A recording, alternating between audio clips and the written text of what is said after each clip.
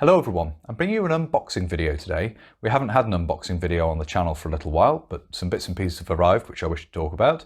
These are courtesy of Ian Parker in the US. Thank you again, Ian. The bits and pieces I've bought from US eBay, which he's amalgamated together in one package and shipped over for me, so much appreciated as always, Ian. Thank you. What we're looking at here, which primarily of interest on this channel, is some Canadian web equipment. So this is part of the Canadian 1982 pattern equipment, and obviously the bits and pieces we're going to look at briefly here will show up on the channel going forward in more detail as part of the series looking at the Canadian 1982 pattern equipment. There are some other bits and pieces as well. There's some railroad ephemera, which is not of any relevance to the channel at all really, but bits and pieces of those in the box as well, so we'll have a quick look at that.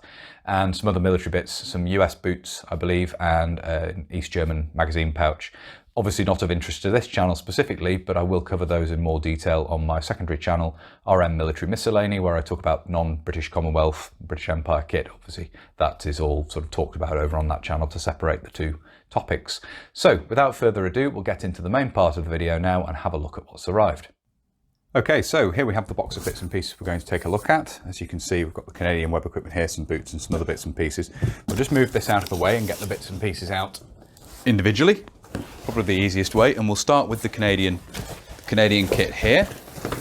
So we first of all have a set of the 1982 pattern equipment. Now this will be familiar to those who've seen the videos on the channel recently looking at the equipment, but this is a set of some of the later components. The yoke is an earlier example with the green buckles there. But some of the later components had changed to the buckles, black fittings and so forth, black buckle on the belt itself here.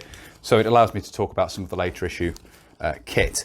What we have here, we have one of the intermediate designs of the utility pouch as well there, which is quite nice to have. I didn't realise that that was part of this set. I thought it was one of the earlier utility pouches, so that's something I was after as well.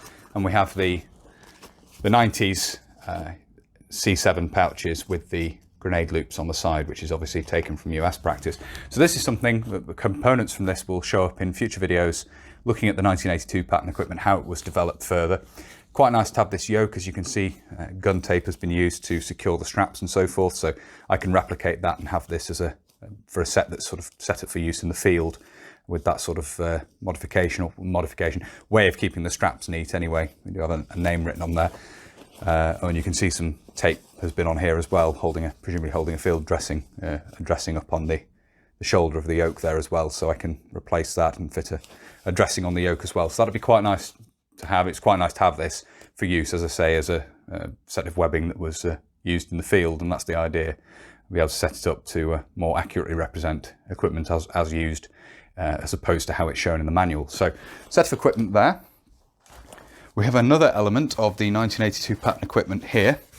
We have one of the first issue canteen covers or water bottle carriers. You can see that here, obviously with the quick release there. It doesn't have the band of reinforcement around the outside. This is just a particularly nice clean example. I think it's got a US canteen in there, 1982. It does have the earlier black MBC cap, the CBRN cap there, for use with the drinking system, the respirator. And as I say, this is just a particularly nice clean example. You can actually see the white ink stamp on the bottom there as well. So the one I have is pretty worn, so it's nice to have a nicer example of one of these. And thank you again to Ian for receiving these and packaging them together for me. Most kind. There are some other bits and pieces in here now which are not Commonwealth or British militaria. And first of those we'll have a look at here is an East German magazine pouch. And if you want to see more of my content looking at East German kit, US kit, some Dutch kit as well, and some other bits and pieces, Argentine kit. That's all over on my secondary channel, RM Military Miscellany, as already mentioned. But this is one of a pair of pouches. I already have the other side of the pair, the 3-cell pouch, and this is the 2-cell pouch to complete that pair of pouches. So that's again from the US, purchased and sent to Ian, and he's sent it on to me. So thank you very much again, Ian. Something else we have here, a pair of US issue combat boots, which Ian has not only done some work on for me. I purchased these from, again, US eBay and sent them to him, and he's done some work to restore them a little bit because they weren't in very good condition. So he's got the polish out and had a go at them, which is very kind of him. And obviously packaged these very well, as you can see, with packaging in there to keep the shape of these and everything, stop them getting crushed. Now these are the stitched sole version of these combat boots. pre-DMS, which I think, if I remember correctly, the DMS version of these was introduced in 67. So these are good for sort of early 60s through the mid 60s up to that point in 67. Obviously they would be used beyond then, while stocks were there to be used up and the DMS boots were introduced. So very happy to have a pair of these. They, in my size, they fit in with this sort of earlier Vietnam War kit, which obviously again is covered over on my secondary channel.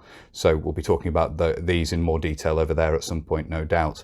And thank you again, Ian, for the work you've put into these. It's much appreciated.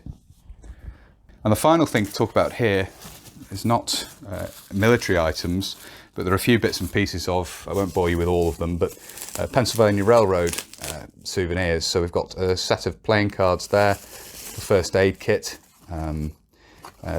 sorry, I say Pennsylvania Railroad, Penn Central rather, which was the Pennsylvania, New York Central, and then latterly the New Haven merger in the US Railroad into one large conglomerate. And I find it very interesting, and a few other little bits and pieces here I'll show you.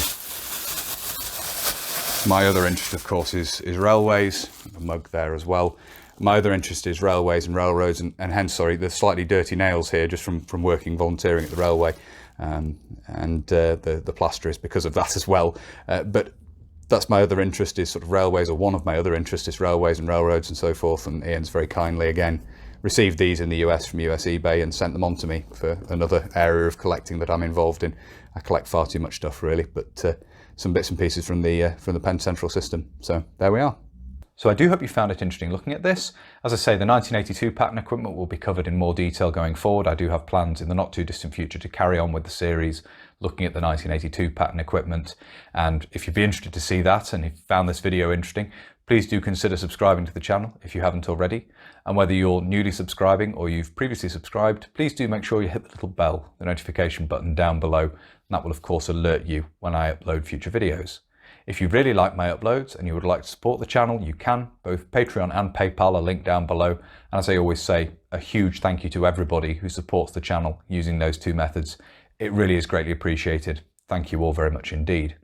If you'd like to follow the channel on social media, you can. Facebook, Instagram and Twitter are all linked down below. And if you'd like to get in touch but you don't really use social media, there is of course an email address down there as well. That's everything for this video. So until next time, bye for now.